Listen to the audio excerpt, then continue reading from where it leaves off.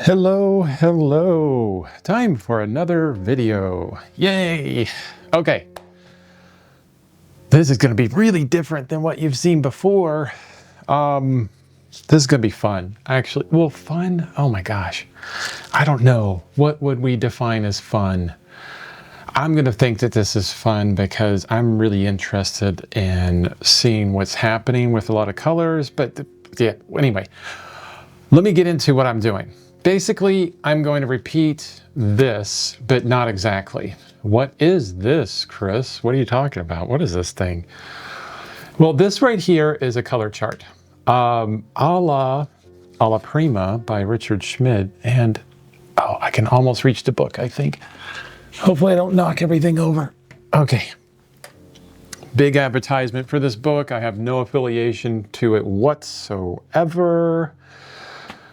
So this is by Richard Schmid.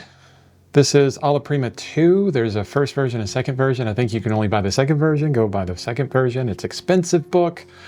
But for oil painting, I think it's like one of those one of those awesome things that people say, well, if you're an oil painter, you must have this book, right? Yeah, I love it. When I first started out and I saw this book and I got it, man, it was so good, so awesomely fantastic and wonderful. And it really helped me as an oil painter. One of the things that he does, Richard Schmid, or did, oh, Richard Schmid, man, amazing person. He did these color charts. He has a tremendously huge palette, meaning huge as in lots of colors. And he got somewhat close to exhausting all of his colors. I mean, this is all of the colors that he had in his chart. Cadmium lemon, cadmium yellow pale, cadmium yellow deep, yellow ochre light, cadmium red, terra rosa, alizarin crimson. That looks purple. Wow. Transparent oxide red, viridian, cobalt blue, ultramarine blue, deep, and white. That was his palette. Huge palette. So we're not going to be doing something that crazy because when you do that, you have to make a ton of panels. And I did this before. I had a huge palette years and years ago and I made all the panels for it following his rules. But this is where I think this originates. I'm not certain. I mean, I'm pretty sure maybe 50 to 100 years ago people did this before, but this is where I got it from originally. And it's fantastic. I think it's absolutely fantastic. But why? Why? Why would you do this, Chris? Why would you put yourself through all this effort? Well, the great thing about it is if you have a palette that, when I say reference palette here, I don't mean the physical like glass or piece of wood that you put the paint on. I'm talking about the colors on your palette. When you have a palette, it's nice to understand how all those colors work together and get a semblance of possibilities that it can make. Now, this palette here, this color chart, is from the Zorn Palette. Okay, the Zorn Palette is made up of titanium white, which everything pretty much has titanium white in it, yellow ochre, cadmium red, this is cadmium red light, ivory black, and that's it. Just 4 colors. Titanium white, yellow ochre, cadmium red, ivory black. 4 colors. And this is, I mean, you can get more than this. There's variations in between all these, right? But this is pretty much the whole palette, okay?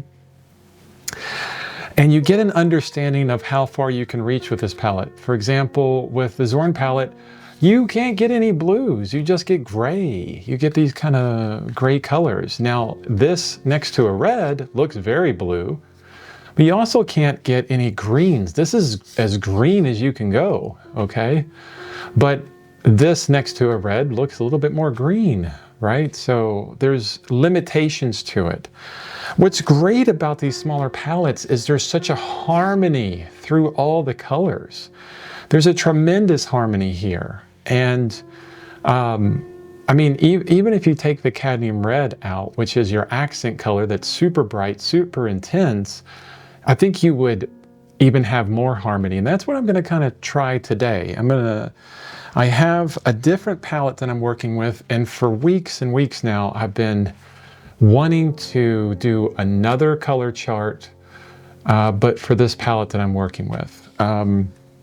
The next painting I'm planning on doing is a figurative painting, and when I was looking at that painting inside of Photoshop and I was doing some color testing on it, I noticed that the majority of colors that were there, the majority of skin tones that I saw were all grays, just a lot of gray. And I thought, I don't need, cobalt blue or a magenta or cadmium red or cadmium yellow. I don't need, I don't need a viridian or a cadmium green to make this painting, to reproduce those skin tones that I saw. And I was like, wow, it's so subdued. And I want to push that a little bit further on the next painting that I do.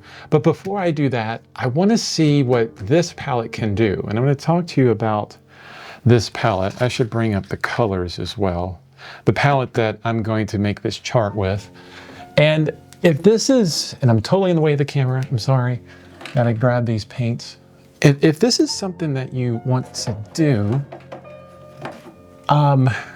I'll give you instructions on how to do it. Now, this is only for a 4-color palette. If you want instructions on how to do it with a palette that has a tremendous amount of color to it, I would say search online for maybe some resources that go over how to do it like Richard Schmidt has done with like all his colors, or buy the book and learn a ton about oil painting in that amazing book, along with just most beautiful reproductions of paintings ever. I mean, gorgeous artwork, just absolutely fantastic. I can't recommend that book highly enough. No affiliation whatsoever. I'm not getting money for that. I'm not affiliated with anybody. I'm just telling you what I think is good. Okay, or awesome in some way. So the colors for this palette that I'm going to turn into a color chart are Gamblin's Titanium White. Honestly, I would prefer M. Graham's Titanium White, I think, because this is a bit thick. I've been noticing lately, I've been moving away from Gamblin a bit, not because it's not a great paint.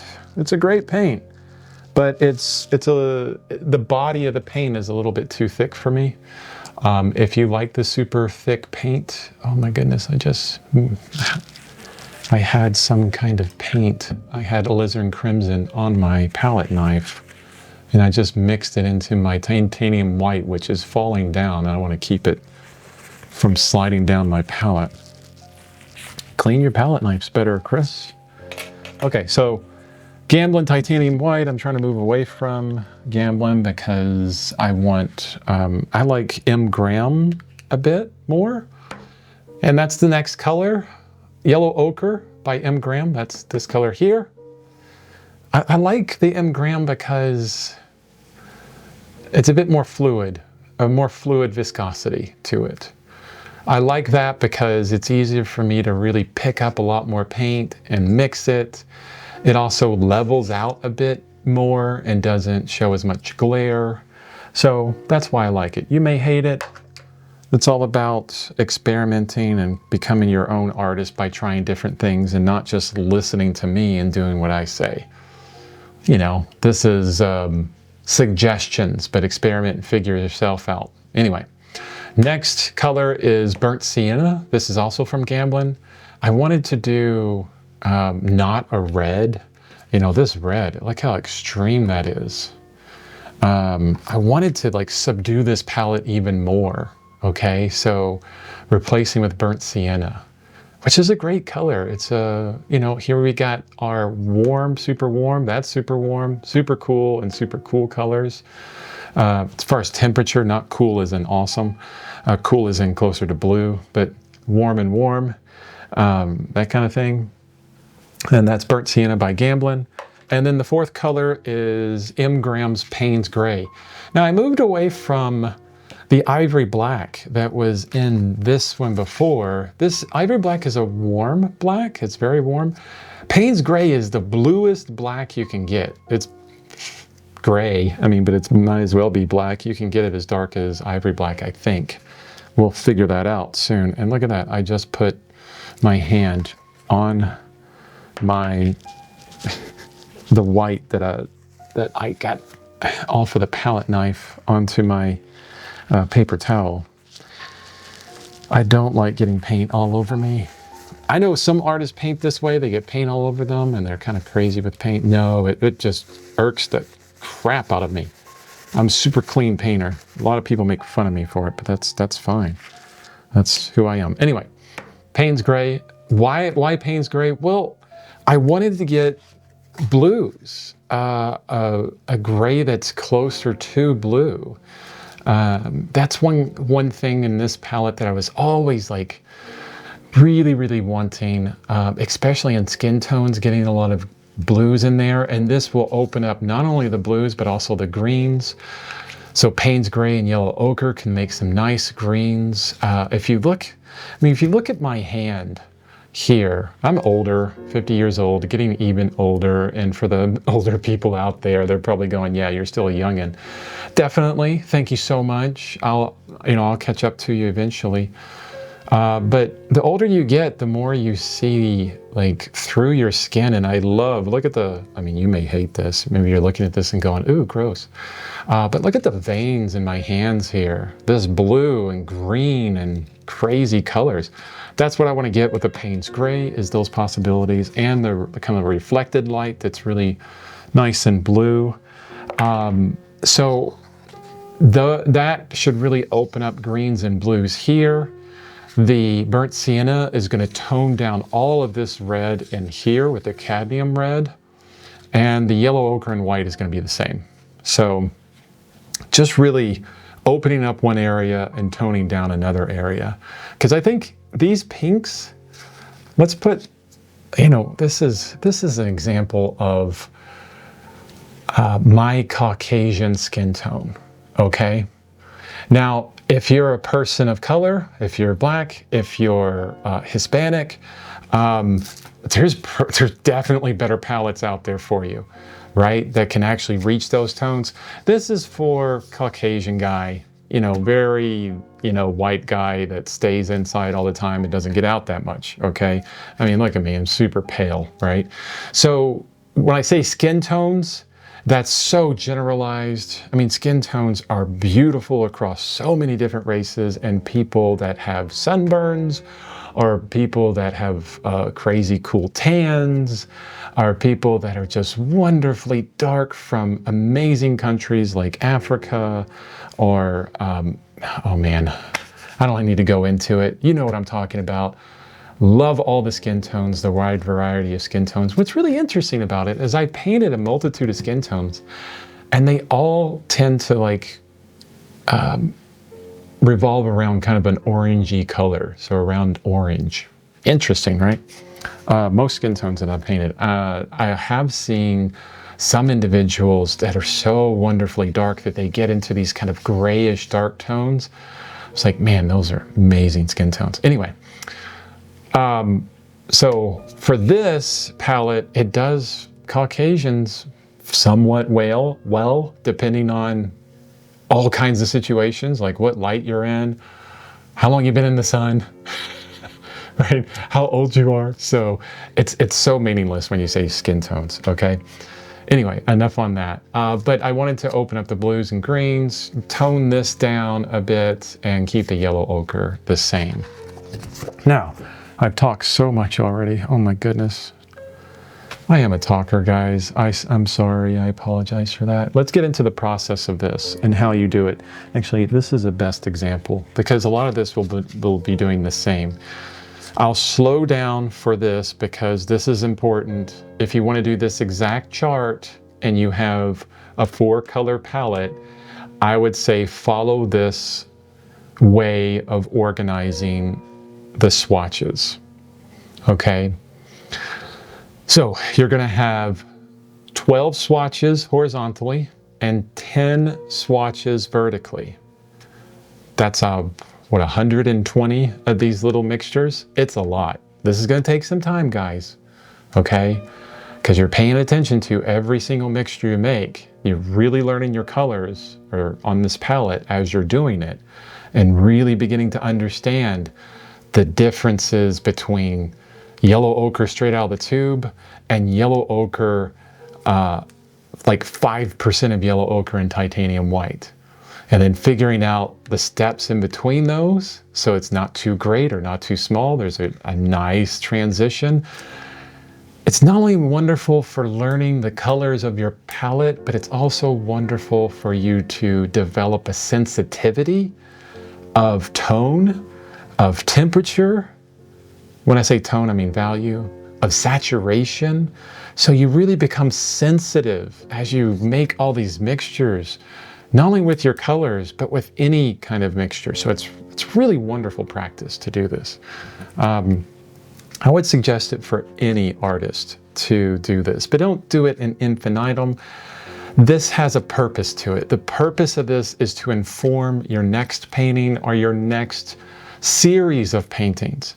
Don't sit here and say, I'm not going to do any paintings because I'm not ready, because I need to do a bunch of color charts. No, paint, paint, paint, paint, paint.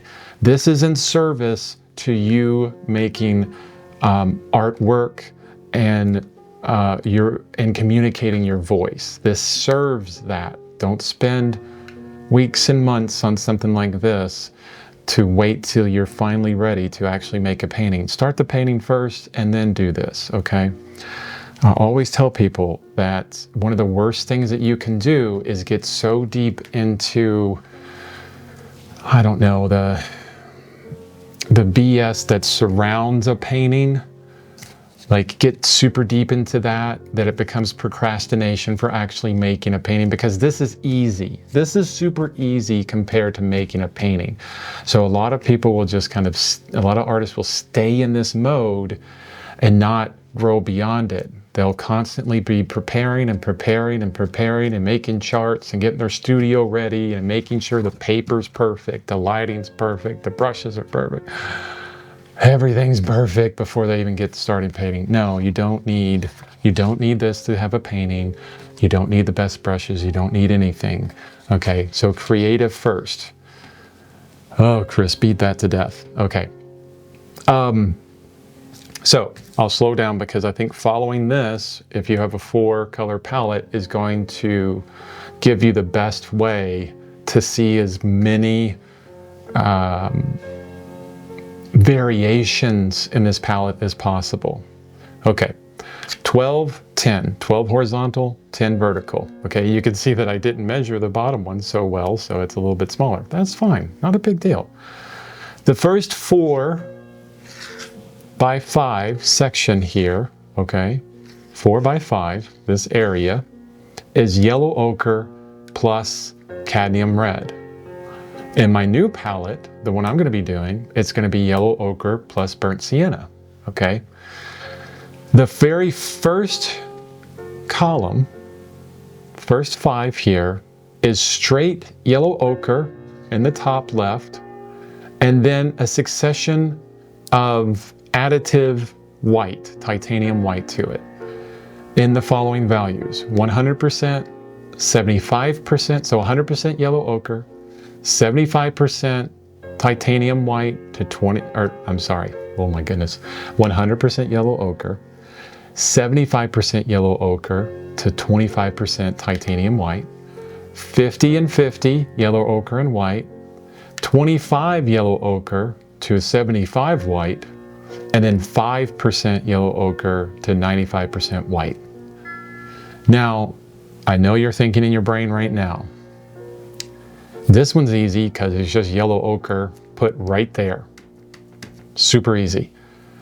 But how do I do 75% yellow ochre and 25 white?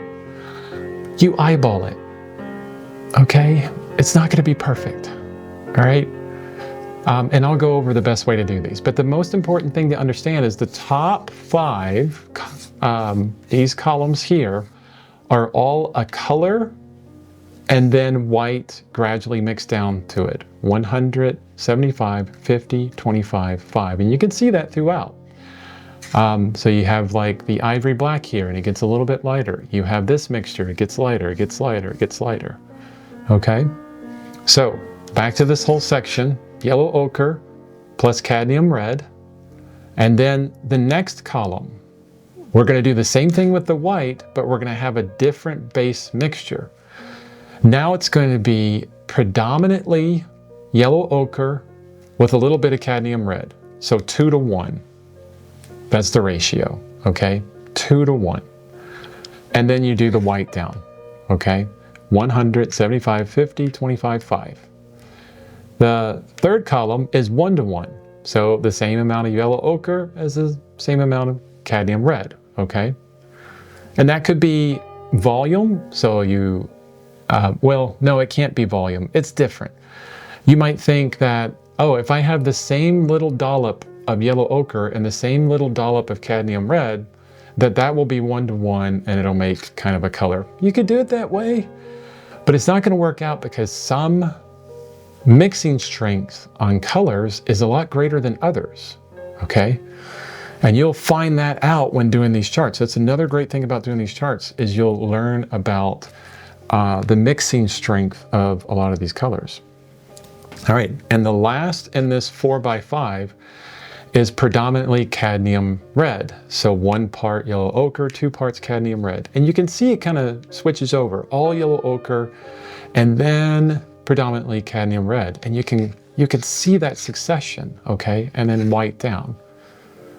And then you repeat that here in this block and here in this block. But this one is cadmium red and ivory black. In our new one, it's going to be burnt sienna and Payne's gray. In this block, it's ivory black and yellow ochre, okay? You see it kind of like, it comes right back around to yellow ochre, okay? So we have ivory black mixed with red, and we have ivory black mixed with yellow ochre. So this one's ivory black, yellow ochre. And here, our new palette, the one I'm going to work with eventually, once I stop talking, is going to be Payne's gray and yellow ochre, okay? So yellow ochre is kind of on both sides. You can see the succession here, where you warm yellow into crazy red, into some purplish colors, right? Into straight ivory black, into a grayish and then greenish color. And then if we continued on to get back to this yellow ochre here, okay? Now that's the whole top area, the top 5 rows and 12 columns of that. Then you have 3 bottom sections, okay? The 3 bottom sections here are pretty much, they're the exact same mixtures as up here, okay? There's gonna be a lot of mixtures you'll have to keep on this, you know, as you're going through this. But each one of these has a trace of black to it. So, here's yellow ochre, okay? It's straight out of the tube. And then this is yellow ochre straight out of the tube, but with a little bit of ivory black in it, okay? And that's what it looks like. It looks very similar to these colors. You can kind of see the similarities here to there, okay? And now we go backwards. So you have this is 100% of that mixture, and then 75% of that mixture with 25% white, 50 of that mixture with 50 white, 25% of that mixture with 75 white, and 5% of that mixture with 95% white. You can see we do the white up this time on each one. So you've made this mixture, this 2 to 1 yellow ochre to cadmium red. You bring it down here as well. You add a little trace of black to it, and then you add white in succession. You go through and you do all of that. And that turns out really interesting colors. Like you have a kind of a purplish color here, okay? And then these purplish ones down here as well. There's a little bit of difference between those. Pretty interesting, okay? And you just get some really cool changes, really interesting changes in all these colors. Hopefully that was, that explained things well. Just remember that for the first 5 rows, you go 100% to 5% in the mixture to white. The bottom goes backwards, 100% to 5% with white. And then we have columns of right out of the tube colors mixed with this alternate mixed with this alternate, and then those go down. Now, there's some strategies to this that I'll talk about, and I'll do that while doing one column right now. I'm going to start with the yellow ochre column all the way over here. It's going to look not the same. Like this, these two should look exactly the same because there's going to be yellow ochre and titanium white. It's this, actually this yellow ochre was a Gamblin yellow ochre. This is going to be M. Graham yellow ochre. It could be a little bit different, but the bottom is going to be completely different because it's not ivory black, it's Payne's gray. It's a very cool grayish black rather than a warm grayish black. So next step is let's go through and I'll talk about some strategies for how to do those mixtures.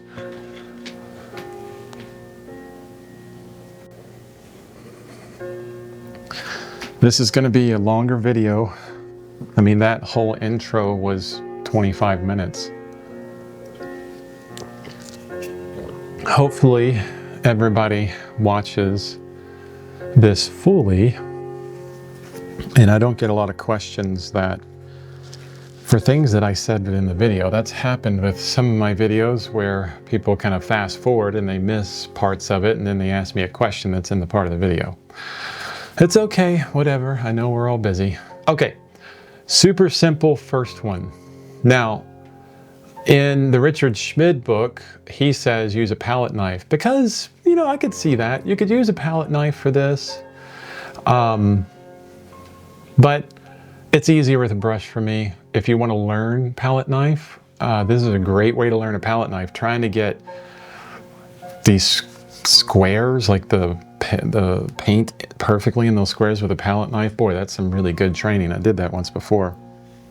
Oh, everything that I pointed out here, 12 columns, 10 rows with a 1/4 inch in between each one. I think this is 12 by 16. This is on a Canson oil paper that I gessoed with gray. It's like a combination of gray and black gesso at this gray color. I wanted it on gray instead of white because I want to be able to judge these colors a little bit better. And I think on gray it's easier to judge.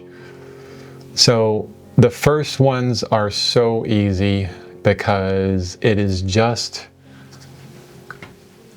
the color itself. And this, guys, don't sit here for 2 hours trying to get this perfectly flat and perfectly within the square, okay? It's not a big deal. Done. I got some crazy edges on that, not a big deal, okay? Don't worry about it. Now, here's the strategy for this. And actually, let me start this over on my palette. Scrape that off. Boy, I wish I had a knife that scraped off. Absolutely perfect, but that just doesn't exist. Another thing is you want a very clean palette on this. Like if you, like I got some Payne's gray residue right there. I don't want that to get in my mixture, okay? Make sure your palette's really clean. That way you don't screw up your mixtures. Here's the key to this. Number one, I'm using my brush to pull color out, but you do want to have a palette knife for this, okay? Not to put it on there, use your brush to put it on there, but I'm not going to dip this brush into my white to pull out some white because our next step is to take the yellow ochre to white. But if I dip my brush in that white, I'm going to have contaminated my titanium white with yellow ochre. And every mixture after that, where I use white for like my cadmium red mixture, it's going to be tainted. It's going to have a little bit of yellow ochre in there. So try and keep it clean. You don't have to be super crazy about it, but try and keep it somewhat clean. Now, you don't want to go for the second mixture. Don't do them in order. Don't do this one, this one, this one, and that one. What you'll find is you'll have a transition that's not as smooth. It'll be too abrupt. This will be too white. That'll be too much yellow or too much white there or whatever. The best way that I found to do it is Let me get as much of that out of my brush as possible. So this is just straight yellow ochre. Okay. I wiped my brush out on my paper towel.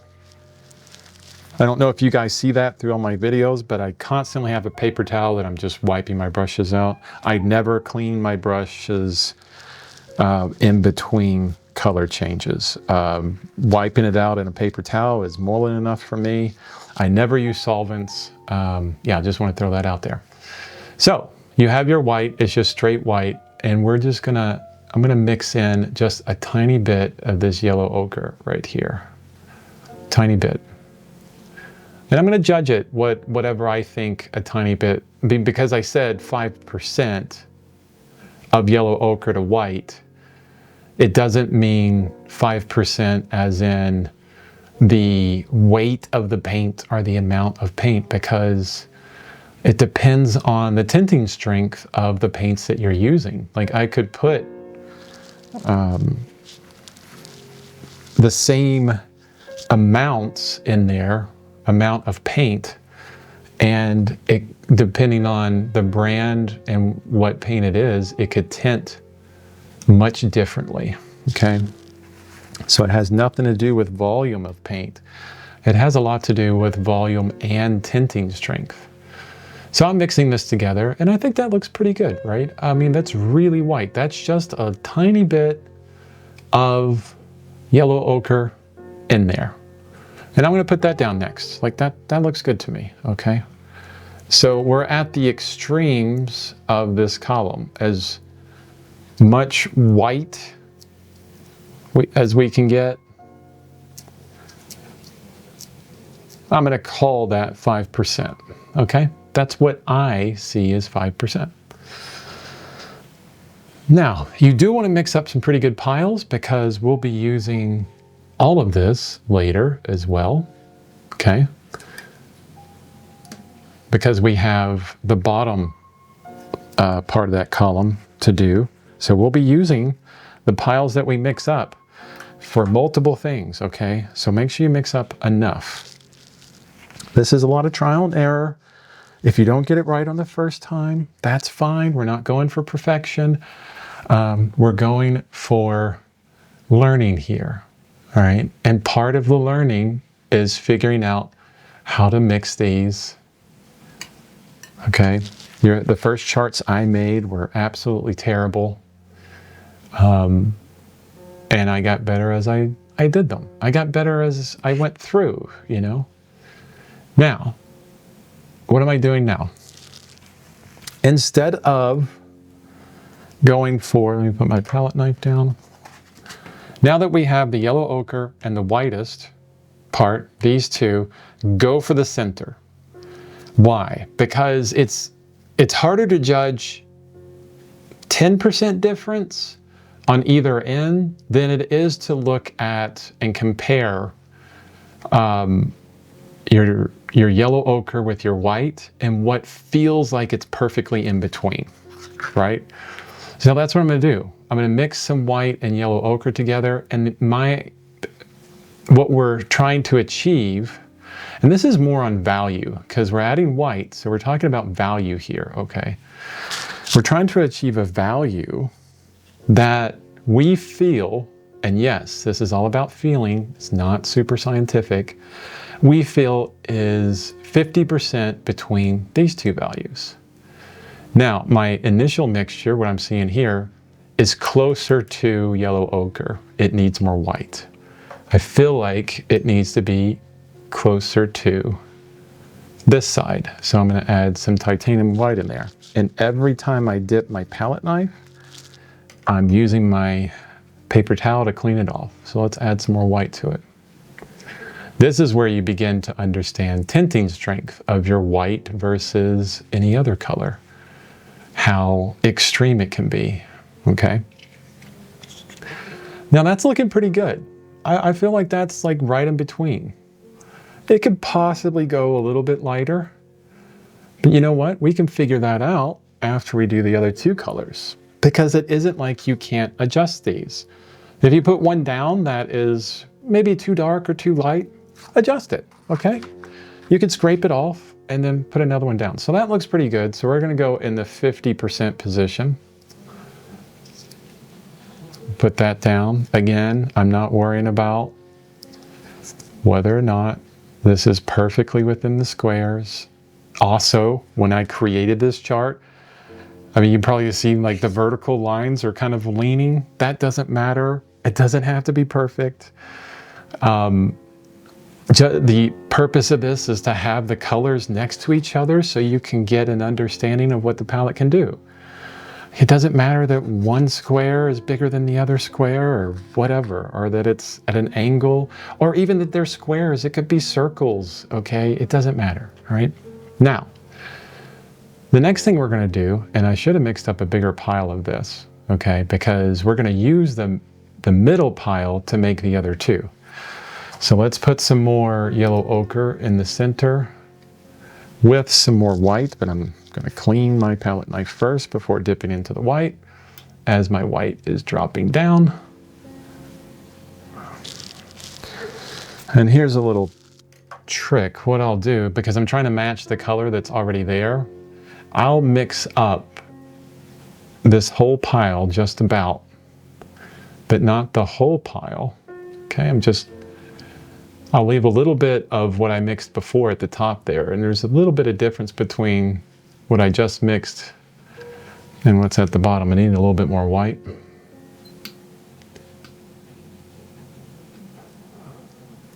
Pop that in, clean my knife, and get it pretty close. There we go. That's got it. That's good enough. Gonna mix all that in. And then what you can do just to get all of that paint out of your brush is I use my palette knife to kind of scrape that off, kind of splay the bristles out a little bit, get some of that back in there. I know a lot of artists that do this. Well, not a lot of artists, but I've seen many artists say, oh, if you want to do this, you want to mix it with a palette knife. It's much better. Whatever. However you want to do it. Mix it with a palette knife, mix it with a brush. Just as long as you get colors on there that are transitioning the way you feel that they should and gives you a better understanding of the colors, that's what's most important. Now let's make up this middle color. I have more space down here. So this is the middle color that I want. It's going to be right here. So it's going to have more yellow ochre in it. And what am I doing here? The same as I did from the yellow ochre to the whitest white. I'm trying to find a value that's exactly 50% in between this mixture and yellow ochre right out of the tube. Just looking at value. And maybe you can already see this. You're doing like subtle value changes here, okay? And you're getting a better understanding, or you're working with value. And so not only is this training to help you understand these colors, but you're also training yourself on value, which, you know, is an aspect of color. Probably, you know, arguably one of the most important aspects of color. But it's a lot of different things that you're training here, okay? Now, I'm not going to do every single color real time, so don't worry about that. Now, the majority of this I'm going to be doing in time lapse. So I just wanted to show you this process, this initial process. Now I'm going to put this down, and I think it's pretty darn close. But it might end up that my middle value is too dark, but we'll understand that better once we get here. Once we get to that 25% yellow ochre to 75% white, okay? So we're gonna go for this one. You notice I didn't clean out my brush. It's okay, not a big deal. We'll take yellow ochre. Probably a lot less yellow ochre than that. And then white, more white because it needs to be lighter. And we're looking for 50% between the whiter white and this one in the middle here. So 50% in between those value wise.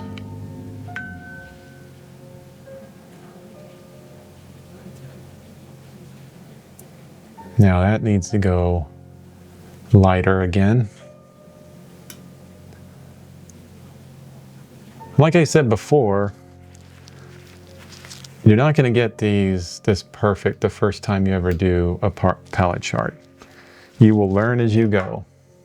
And even if they're not perfect value transition from yellow to its lightest light with white, that's okay too.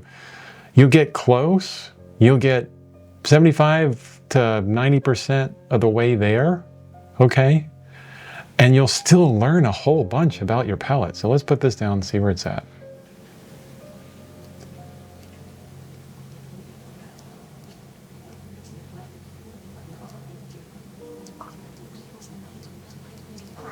Yeah, that's pretty good. They probably could, this could probably be lighter, and that one a little bit lighter, and that one a little bit lighter, but I'm not going to worry about it. We're not going for perfection on this. We're going for understanding. And does this give me a good understanding of what yellow ochre can do with white? Yes, it does. And I'm done. I'm done there. Now, I'm going to do the bottom part of this column as well. But I need to check the time because I do have a busy day ahead. Always, man. I really wish I could just paint all day. But I fill up my days with all kinds of cool stuff. Yeah. Okay, gotta do this quick. You know, one thing I'm noticing as I'm looking at the viewfinder on my camera, at least the screen, is colors are different. Like this looks more, and on my camera, this looks closer to a cadmium red yellow rather than yellow ochre. So keep that in mind. Colors are all relative to how they're being viewed and how the light is hitting them and all kinds of other stuff. Now, the second part of this, because I have all these mixed up already, my 1, 2, 3, 4, 5, 1, 2, 3, 4, 5 colors, we're going to do the bottom section now because I don't want to have to mix these again. I have a bunch of paint, okay? I can just add in the trace of Payne's Gray for each and every one, and I can do that all on my palette and then put them here. And it makes things go a little bit faster this way. I'm really cleaning out my brush on the on the paper towel, okay? I don't, when I first made these charts, I would clean the brush or use a different brush for every single color change. It was a big pain in the butt. And you know what? Didn't make that big a difference, okay? This little bit of paint in here is not gonna make that big a difference. So, we're going to add a trace of Payne's Gray to each one of these. How much? Well, we'll figure it out. Which way do we go?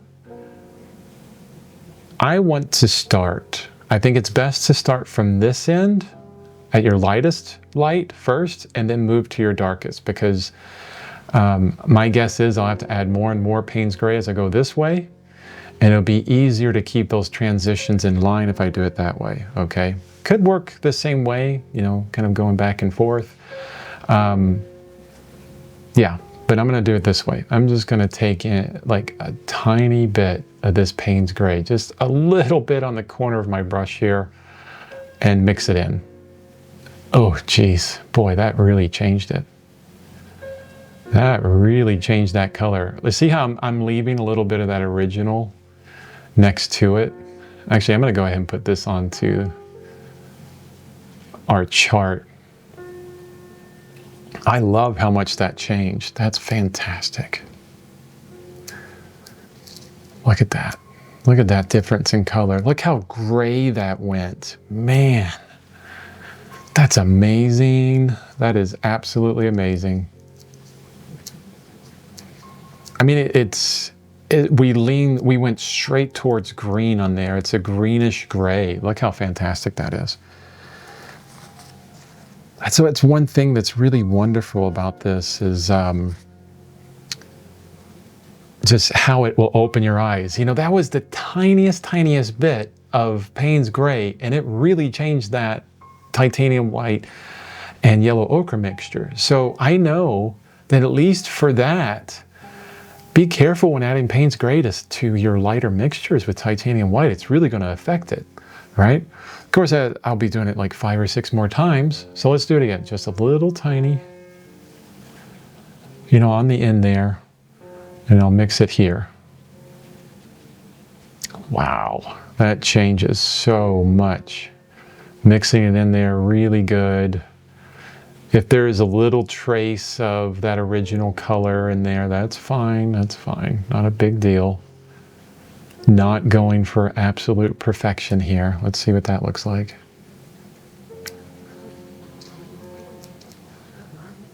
Now I think how cool that is compared to what I just put on there, I want to go a little bit more gray, okay? Why? I want to see that transition happen a bit more extreme. And as you notice, I'm not mixing up the entire pile yet, just in case if I put too much Payne's Gray in there, I have a little bit of that mixture left over to bring it down into this newer mixture. So I'm being a little bit careful so I can transition back and forth if I need to. All right, okay, so that, even that bit more of gray, of Payne's Gray, it's still pretty warm. We're still pretty warm there, okay. So that seems really cool. That seems much warmer, but I could probably add more and more, but we're not going to. I'm gonna leave it at that, okay. Wiping out my brush again. Let's go for the 50% one. I'm going to grab a bit more gray than the last one.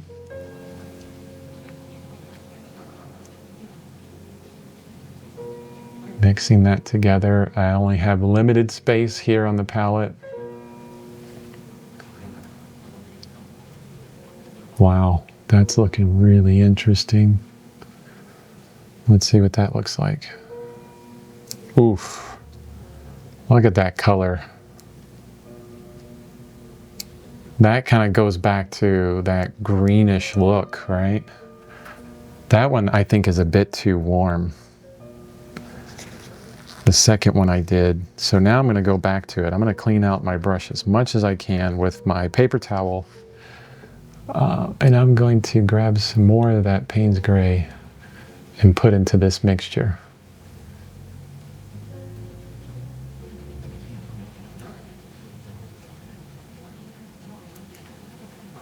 And then right on top.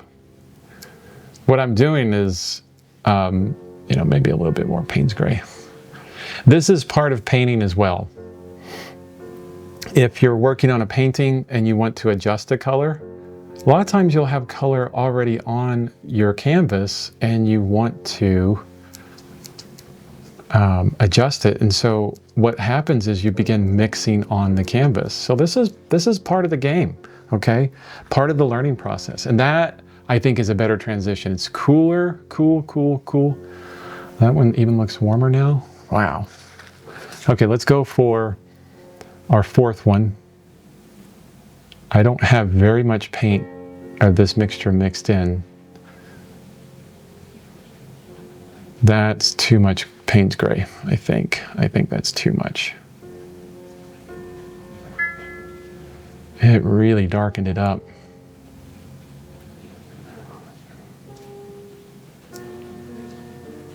We got a good value transition going, and I think that is important as well. Amazing colors. Okay, and now the last one. This is just straight yellow ochre and Payne's Gray. I can go kind of crazy with this one because I have a whole pile and a whole tube full of yellow ochre. I don't need to worry about if I mixed too much Payne's Gray in there and destroying my original mixture. I always have enough on that one.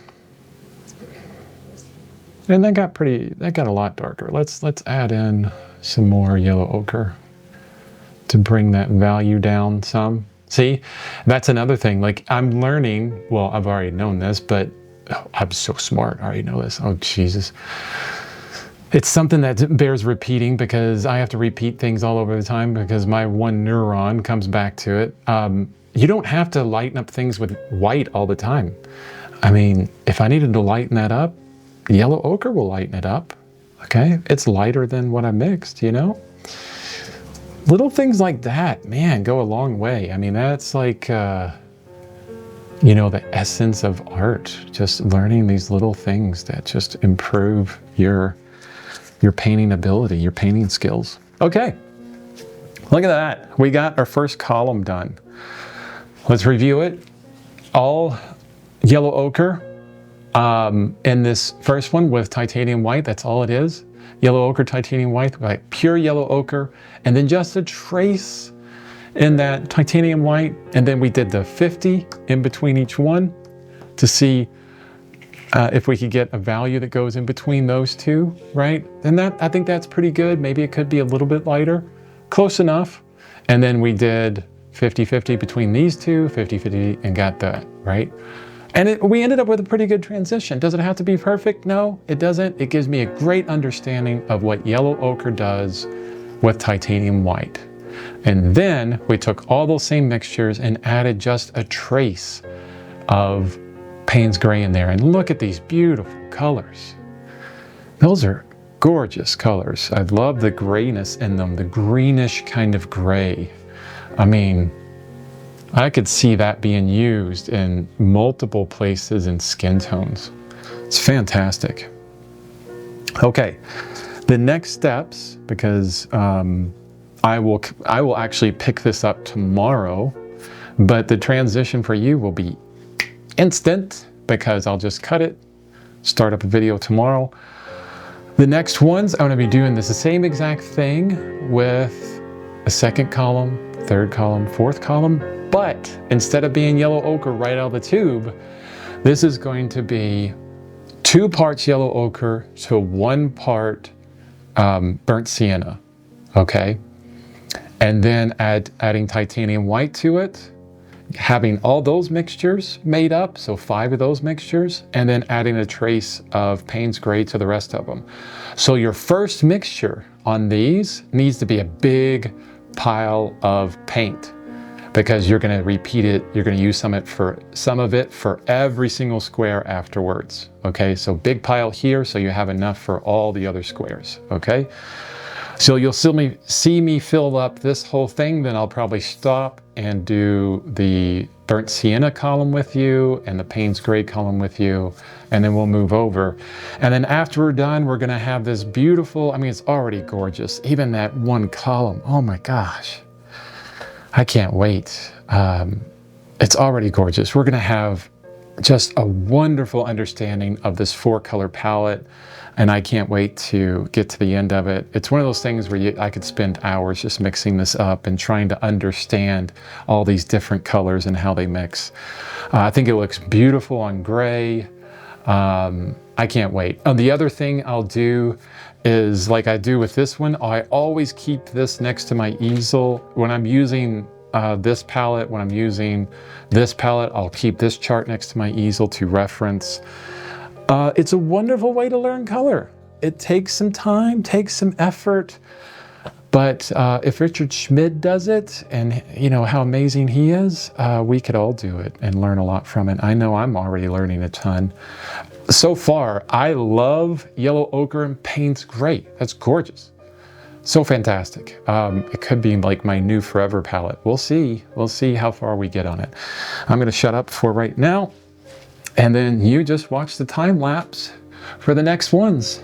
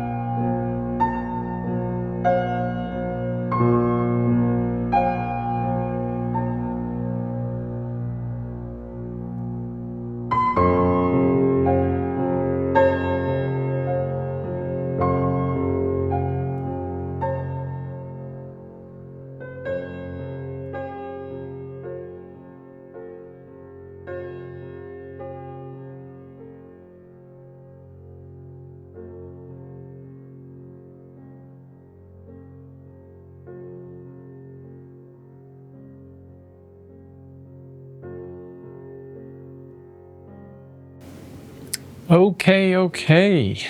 So, from the last time we spoke, I had just done the first column, and in about an hour and a half, it took me to do the other 4 columns. Now, some things that I was observing, and I'm still observing, while I was mixing everything here,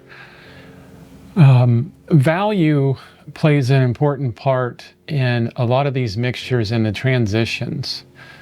And what I'm trying to do is get an even transition of not only the mixture of hue, so burnt sienna to yellow ochre, to get kind of a, like this is maybe a good in-between, maybe a little bit more burnt sienna there, to have a nice one-to-one, but also you can see that there's a transition in value here. Yellow ochre is much lighter than burnt sienna, right?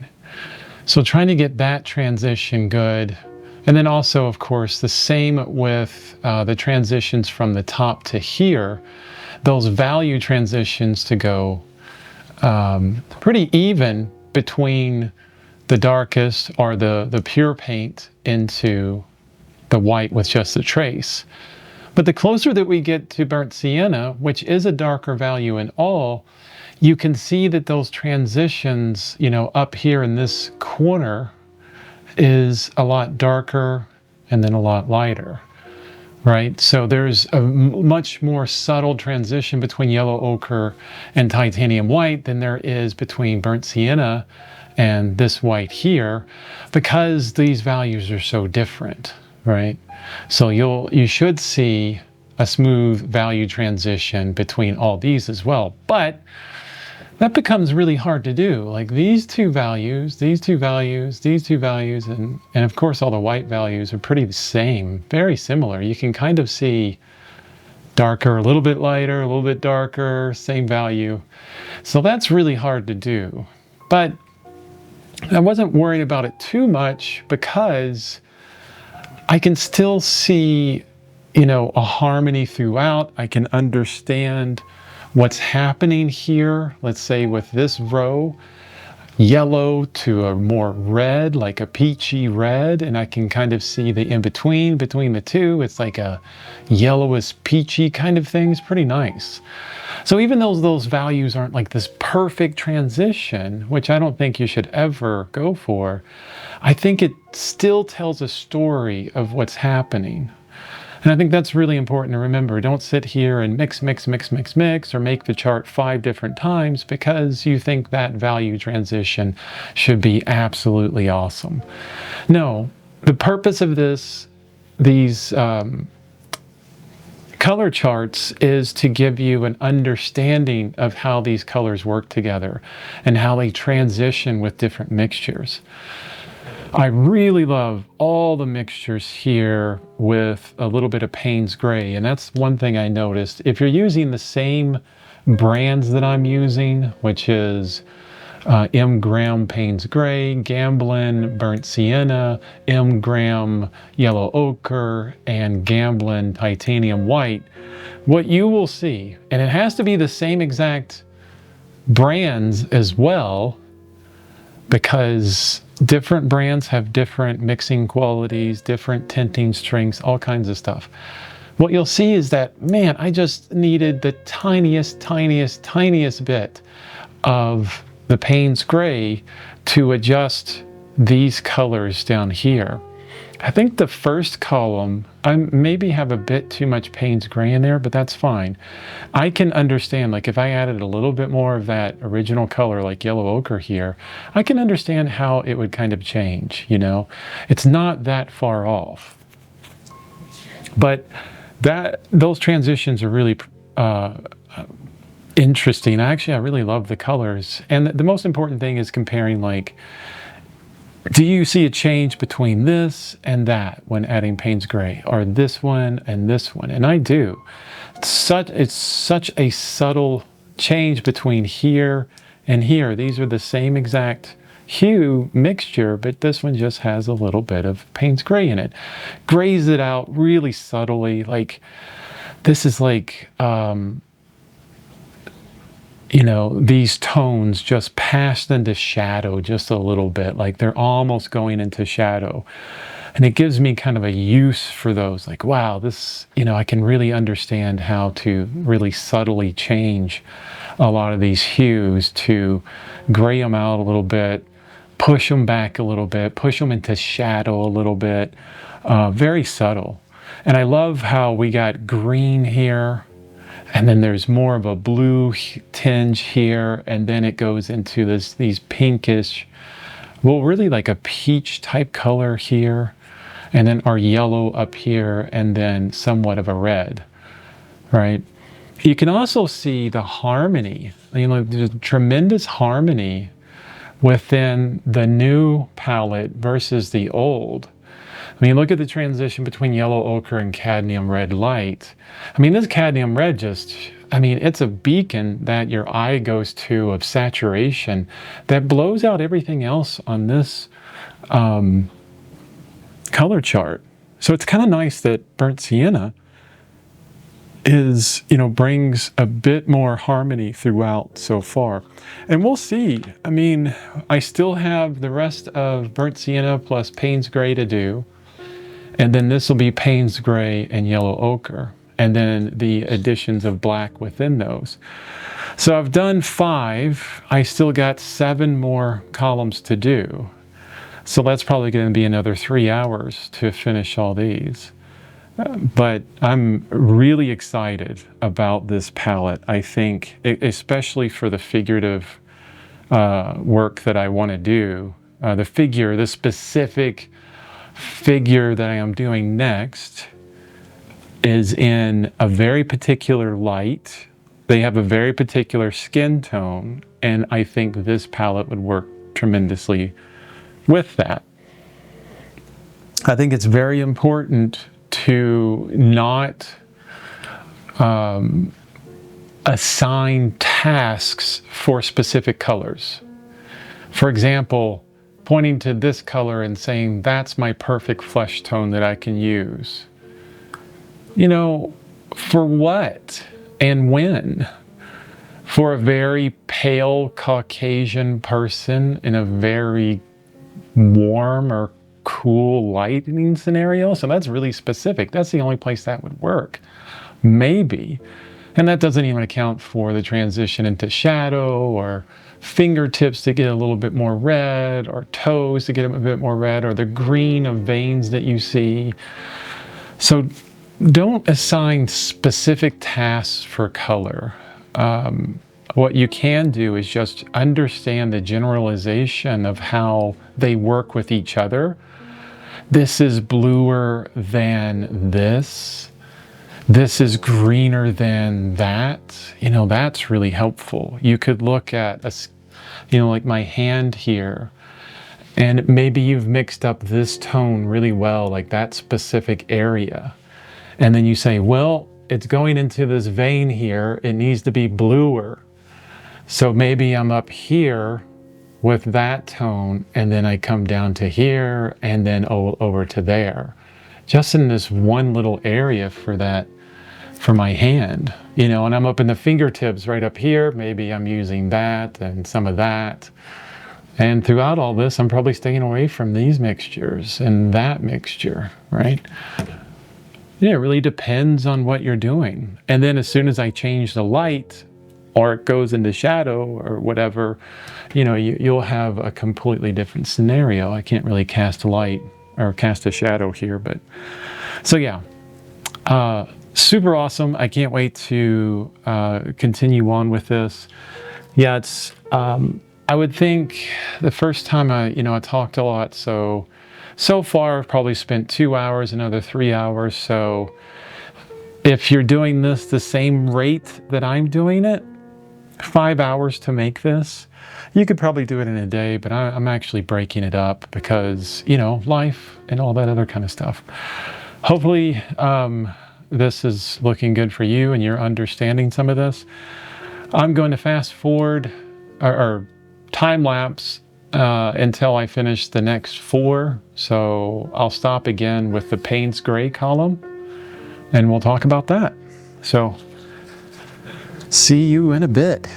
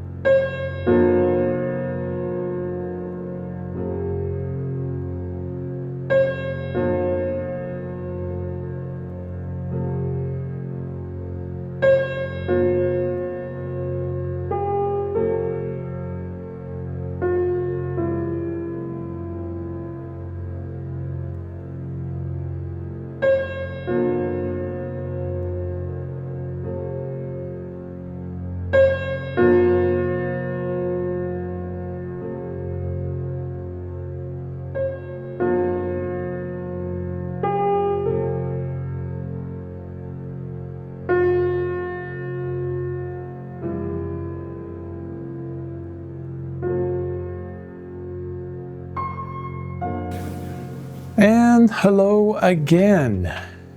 I'm back with some insights on the colors that I just completed on this chart. So I've really thought about a lot of things. This these 4 other columns took a lot longer because I kind of screwed up on this column. So I just want to reiterate this so you guys, whoever's watching this and actually wants to reproduce it, understands that the first 4x5 column here is yellow ochre and burnt sienna. The second one is burnt sienna and Payne's gray. So that's 4x5 here, and then 4x5 here is Payne's gray and yellow ochre. Everything below here, this line going across, you can see I've kind of got some marks indicating that. So 4x5 here, there is a little bit of Payne's gray in these colors, a little bit of yellow ochre in these colors, and a little bit of burnt sienna in these colors. So when you mix, let's say for instance, I'll go back to my burnt sienna row. So this is just burnt sienna, this top 5. So it's column 5, 1, 2, 3, 4, 5. And the first 5 rows, nothing but burnt sienna and white. So burnt sienna and white. But then after we pass here, all of these colors here are the top colors I mixed up, but they have a little bit of yellow ochre in there. Okay, and you do that for the other 3 columns here. So I mix up the 2-to-1 burnt sienna to Payne's gray, and then for the ones below them, I'll add a little bit of yellow ochre to those top mixtures, okay? Just want to make sure that that's clear, because what I did in this column, so the bottom part of this column, I continued on with adding Payne's gray to here, and that's not right. We want to get that little bit of yellow ochre in this area down the bottom. Payne's gray here, burnt sienna there. Hopefully that makes sense. And the one thing that I, really wanted to repeat, the top colors that you mix for the top 5 rows are repeated below. The same exact colors you mix up here are the same colors here, but with just a trace of whatever is indicated. So Payne's gray, yellow ochre, burnt sienna. Okay, hopefully that's clear. I hope that's clear. Maybe I'll put a big chart or something up on the YouTube video or whatever. I mean, I wrote it down on mine. Hopefully you can read this. Yellow ochre, burnt sienna. So yo and BS. BS and PG is burnt sienna, Payne's gray, yellow ochre. Okay, and then down here, trace of Payne's gray, trace of yellow ochre, trace of burnt sienna. So there's 1, 2, 3, 4, 5, 6 columns and row sections. Anyway, I think I've beaten that to death, right? The second thing that I want to indicate when you do this, to be prepared for it, you're going to use up a lot of paint. As you can see, I'm starting to crimp the bottom of my tubes here because I'm running a little bit low on my Payne's Gray. I'm gonna have to get some more Payne's Gray soon. So you do use a lot of paint to make this chart because, for instance, all the paint on my palette right now that I mixed up, that's going in the garbage. I have no use of that right now. Actually, its use is done. It's right here, and that's wonderful. So don't worry too much. Don't try and save all this paint. It'll dry up, and I mean, what are you going to save it for? I mean, I guess you could mix all of the paint together and make some kind of gray color and hopefully keep it for a while. But don't worry too much about that. I mean, in the big scheme of things, this is just a tiny bit of paint, okay? It's not a lot that you get rid of. Considering how much you can learn from this, it's important to, you know, not worry about all that extra paint. I would say or suggest that you invest in one of these. This is a brush crimper, or I don't know what you want to call it. You use it to, here, I'll do it with my yellow ochre because I haven't done it on my yellow ochre, but it allows you to really crimp the heck out of your tubes of paint. So you can get every single last drop out of it, out of the tube. Buy the metal ones that are expensive. It will last you your entire life. One purchase, done. I've had that for years, and I think it's, yeah, it's paid for itself 10 times over already. So about the colors. First thing, burnt sienna dries super fast. I was going to try and scrape off the ones that I screwed up, but they were already dry. Burnt sienna, super fast dryer, so that's pretty cool to understand that. I think the rest of the colors in this palette don't dry as fast. So, but burnt sienna, you mix a little bit of burnt sienna in something and it's going to dry a lot faster.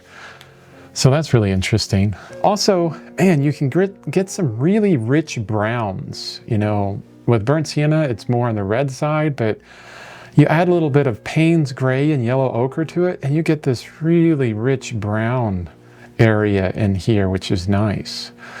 So that's something from the original Zorn palette. I mean, that's like the richest brown I can get, ivory, black, and yellow, and it kind of pales in comparison to the richness here.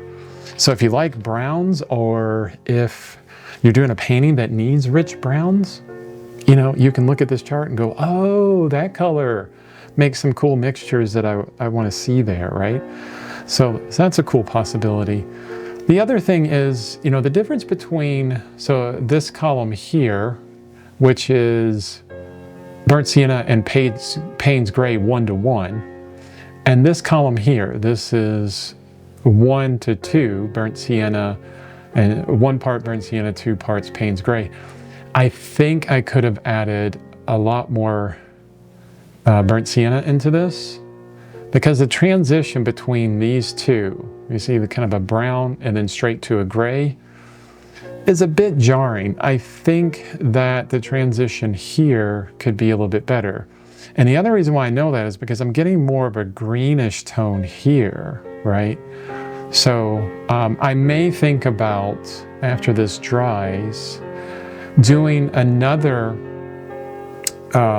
mixture of this, and instead of going over the entire square, maybe go over like 1/4 of the square with a newer mixture. So more burnt sienna in that Payne's Gray to get kind of a transition. And so, and I did that in some other places where I wanted to see the difference between this color here. So this is 2 parts burnt sienna, 1 part Payne's Gray with a little bit of yellow ochre. And I wanted to see how different it was from this color. So I took a bit of this and I put like a little square right there. You can barely see it. And really those 2 colors, just hardly any difference whatsoever. So, you know, that's fine. It is what it is. But, you know, the difference between that and that, probably not a big deal when you're actually making a painting, right? So I wanted to see a little bit more kind of difference happening there, but it wasn't there. That's the same for these 3 colors here and these 3 whites here. So these are more red, these are more yellow. Grouping wise, they're different, but the difference between these three whites and these three whites, I mean, they're super close. It's almost like, who cares? I don't care how different those whites are, right? Or these yellowish whites are. So there's not that big of a difference there. I can kind of argue that with these three as well. This one's a bit more saturated and intense. This one not so much. This one a little bit brighter. So there's a lot of tones that are so close that I'm wondering, wow, how necessary is that? You know, this color and that color, pretty close. I could probably pull out some of these colors because they're unnecessary. Are those mixtures? Well, not really pull them out, I mean, because they're there. I mean, you can make them, but simplify the chart a bit and, you know, just deal with other ones, you know, just a minimal amount of mixtures. The other thing is when you're mixing this, and I was thinking of terminology to best describe this, when you're mixing these colors, you're not going for volume of paint, right? So a dollop this size of Payne's Gray versus a dollop this size of burnt sienna. Think about it like influence. So if you're going for a 2-to-1 ratio, 2 parts burnt sienna and 1 part Payne's Gray, you want the burnt sienna to have more influence, 2-to-1, than Payne's Gray, and vice versa here. So burnt sienna, 1 part burnt sienna, 2 parts Payne's Gray, you want the Payne's Gray to have more influence. You want to be able to see that influence happening. I really love these colors here. The 1-to-1 burnt sienna Payne's Gray. I think they're really good. I don't like this row. The more I look at it, the more I want to do like a quarter size transition between these two rows to see what happens in between. Those are getting too green. I'm pretty sure I'll see these same greens and grays, like this really nice. That's another thing. I really like these warm grays here. It's almost exactly the same as ivory black and white right in here. So pretty much made ivory black unnecessary with Payne's Gray and burnt sienna. Add those together, or make it easier on yourself and just have an ivory black. But it's kind of nice, like here's just Payne's Gray, right? And I can get these really blue tones. Look how blue that is. I mean, compared to just ivory black, I can't get anywhere near that blue with this palette, but I can get that, I can get very blue. I mean, not extremely blue, I mean, still a gray. I can get much more blue with Payne's Gray than I can with ivory black, yet with this palette, if I add a little bit of burnt sienna, I can get ivory black. So it's like I can achieve this plus that with Payne's Gray. So that's already pointing me towards, you know, keeping Payne's Gray over ivory black because it allows me to have that a little bit more range. Now, what is lacking here is pinks. I mean, you have nothing but like these kind of peachy colors, right?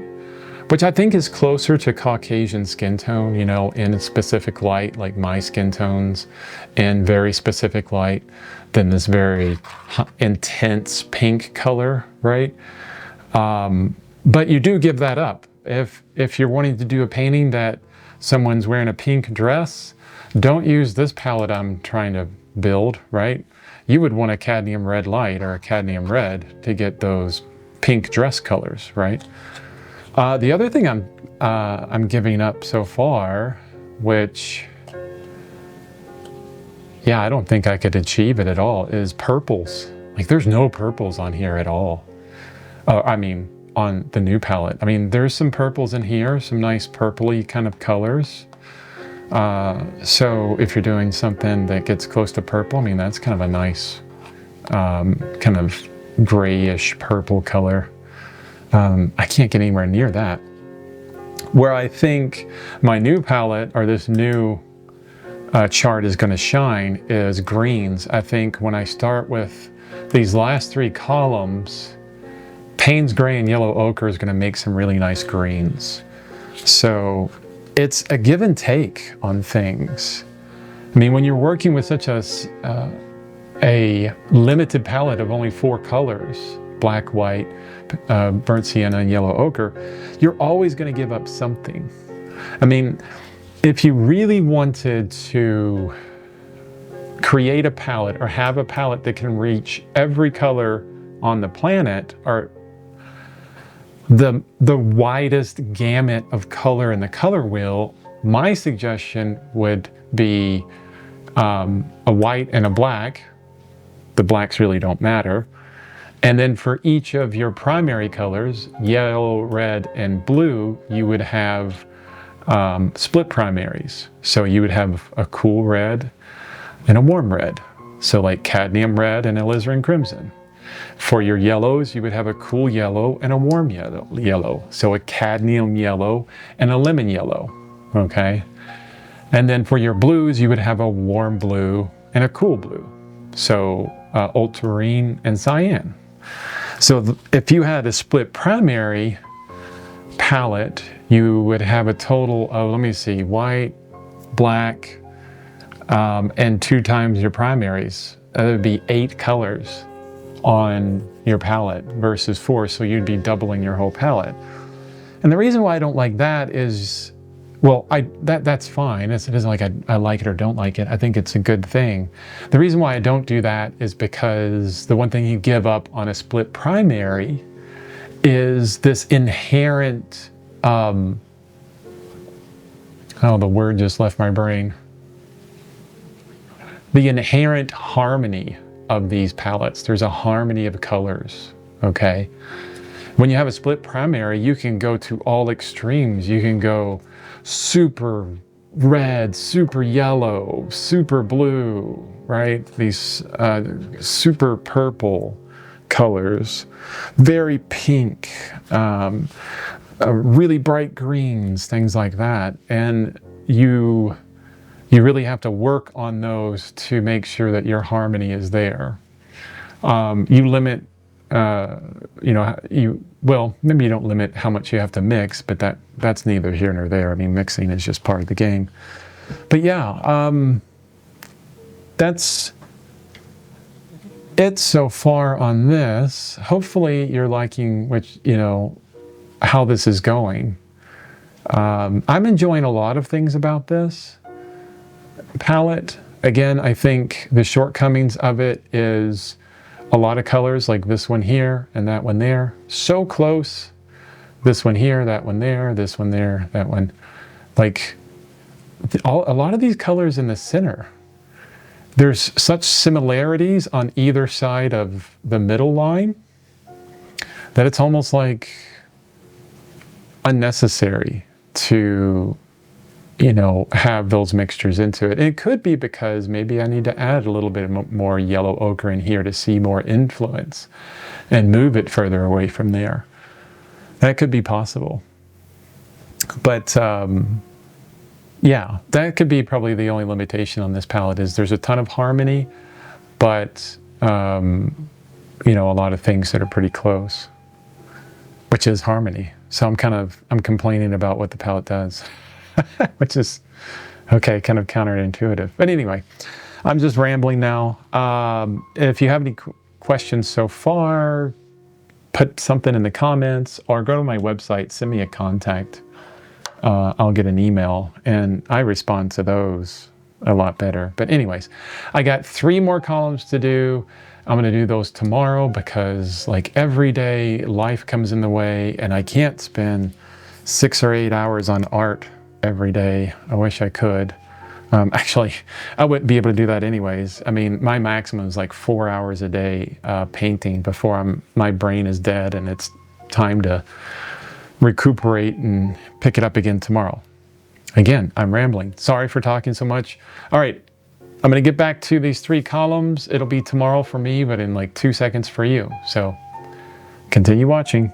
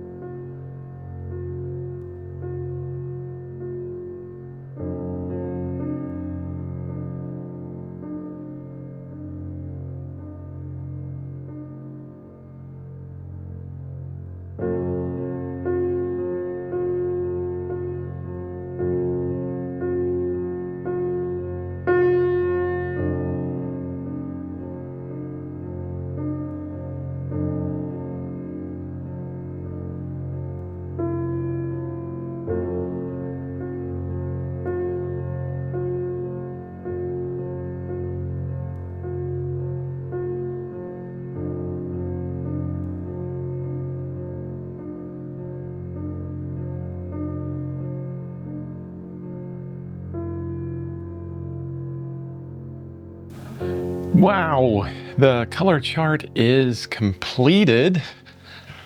I wouldn't say that it's done because the wonderful things it does. The next step is to use this. That's one thing, you know, I made color charts in the past and I didn't use them, meaning I didn't put them up while I was painting and reference them and then, you know, use them for what they were. What's really nice about such a limited palette is there's a limited amount of mixtures, honestly, to keep track of. I don't know about you guys, but I can't keep a million colors in my brain all the time. I'm talking about, you know, the colors as far as, you know, white, black, you know, the 4 colors that I use to make all these mixtures.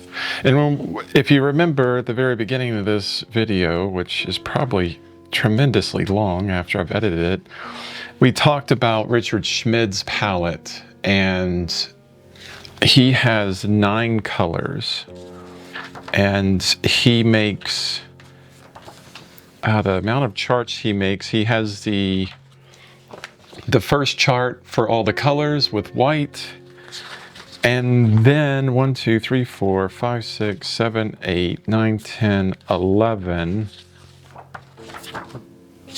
other charts that are, you know, this size, right? So this is just one chart, and I don't know, it's taken me probably 4 to 6 hours just to complete this one chart. If we had the size of palette as Richard Schmid and had to do all these charts, I mean, it's a few thousand colors, right? It's crazy, all these mixtures. And if you look at some of them, I mean, I'm sorry, this is from the book, but I'm looking through the book and it's like, come on, there's such subtle differences between all of these colors. Why do I need them? There's no way I'm going to keep all those in my head. And imagine painting, like you're painting a figure, you're painting a box, you're painting the corner of a room or an apple or something like that. You could probably pull out a couple of those color charts that was made by Richard Schmid, or that you made with the Schmid palette, and say, you know what, I'm going to pick from these few things and use that. But it's just too much. I don't think it's as helpful. But if you limit the amount of colors that you have on your palette to 4, and you look at, this is all you get. You don't have extreme red, you don't have purples, you don't have a straight up blue, right? You don't have a lot of colors. You limit yourself, and understanding comes out of that. Especially, you know, with the palette that I'm working with, this is in service to something very particular. I formulated this palette because I think it's going to allow me to achieve the next painting, or maybe the next few paintings, of a figure, a Caucasian figure, in a very particular light. And I think it will allow me to achieve all the colors within that, so I can utilize this directly for the next few paintings. And I think that's useful. I think that's really useful. There's a lot of learning in that, and you can stick with, you know, the Zorn palette or this palette, you know, whatever you want, for months or years. And there's so much that you can learn from even a limited color palette that it's beneficial to stick with it for a long period of time, in my opinion. Years and years ago, what I did was, me and a friend of mine, we created a palette that could achieve every color, you know, in the universe, in paint. What that resulted in is mixing constantly, because it was all of your primary colors and kind of, what do they call it? Like a print ready, you know, magenta, cyan, black, yellow, right? The CMYK that you use for printing, we picked those colors out and figured, oh, we could probably make everything. And you could, but it was like a ton of mixtures. So the limiting it limits it down to at least my brain's scope of ability to understand and keep this in my head. Well, I can't keep this in my head. This color chart's going to be like right up here while I work on my next painting, and I'm going to be referencing it constantly. Oh, I need a color that looks like this, that's warmer than, or cooler than, or has more burnt sienna than, this, right? And constantly reference it. But the important part that I want to say is to utilize it by having it next to something that you're working on and constantly referencing back and forth. That's the next step and the most important step within this. Now, a few notes about the 3 columns that I just did. You can see in between the 2:1 and the 1:1 of Payne's Gray and Yellow Ochre, I added in these little kind of ticks of color in between. I felt like the 1:1 mixture was such a big jump from the 2:1 mixture that I wanted to see what it would look like in between. And then after I did that, after I added these little ones in between, and some of the values are off, and that's going to happen because I'm adding Payne's Gray back into this, so it's going to get darker, that's part of it. When I added that back in, it gave me such a better understanding of that transition between the two. And after seeing that, I was like, oh, I guess it's not that big of a transition. And it's allowing me to understand better that, when I look at these two, I can formulate in my brain what the middle color would look like, right? I think these 2 columns are really close. The 2:1 mixture, there's almost no difference in some of these mixtures. Super, super close. I could have probably added a little bit more yellow ochre in this one. But I can understand how that would change this by looking at, the next column, the 1:1. Okay, it would make it a little bit more greener, just a little bit more greener than it is. And I don't need to visualize or to make all the mixtures in between each one of these. It's enough. This is enough. This is more than enough to work with. A few other things that I was noticing, if you decide to do this, for the burnt sienna, when I was mixing it with the lighter color, so the white, it would just be the tiniest little, dollop, little tiny bit of burnt sienna in with that lightest mixture to really see an effect on that color, okay? So be careful with that, number one, because you could overpower your entire white with a little bit of burnt sienna, and then you have to kind of start over.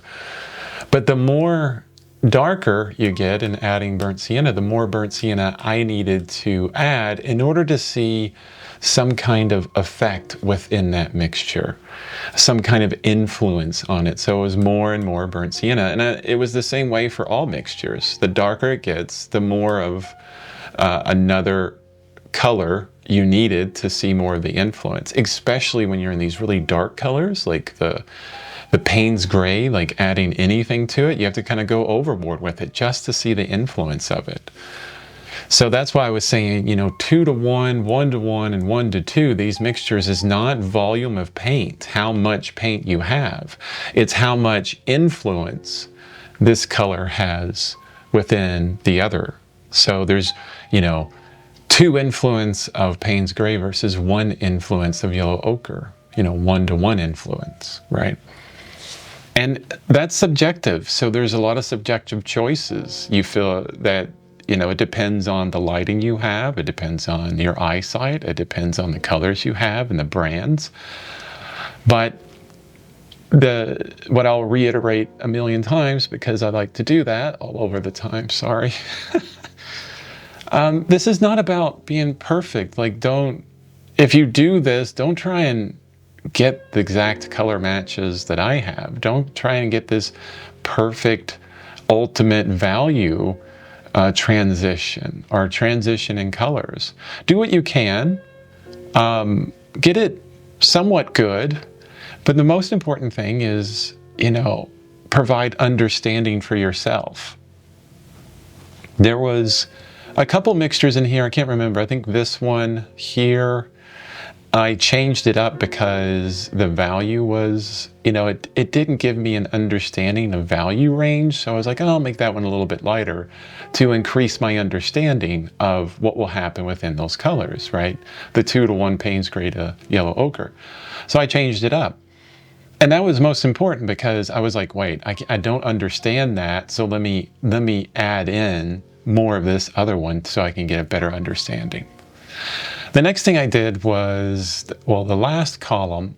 So this is 1 part Payne's Gray to 2 parts yellow ochre. Now, if you remember, our very first column is yellow ochre at the very top, but at the bottom it's yellow ochre with Payne's Gray. So it's basically similar, right? And we're going to get similar colors from here to here.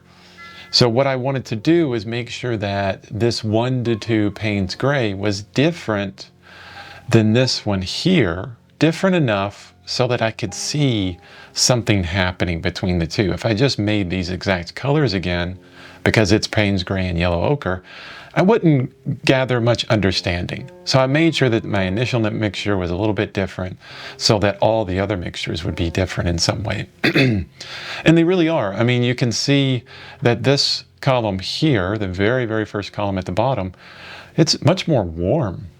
These are a bit more cooler, like a cooler green, closer to blue, closer to that Payne's Gray. So that's really nice. And then I really loved mixing the burnt sienna into those greens and warming them up even more, but in a different way like this.